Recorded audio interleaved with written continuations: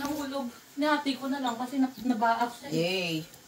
Anong tawag dito? Braso de Mercedes. Braso di Mercedes. Mercedes. Look, yan. Gumawa yung aking anak ng braso de Mercedes. Yan ay maraming itlog at maraming ano?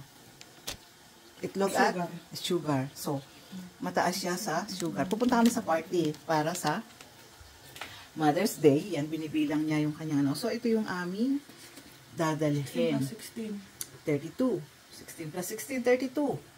Ayan. So, binibilang niya para kung magkakasya ba ito sa mga dadating.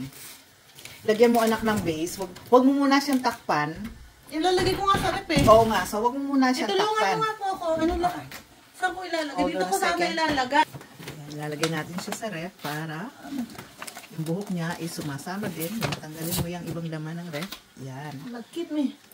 Ayan. So, huwag mong tapakan niyang malagkit. Okay. So, ayan siya. To cool it down. Yan. Yan yung aming dadalhin sa party later on. Okay. Yan. Yan yung kanyang pinaglutuan na.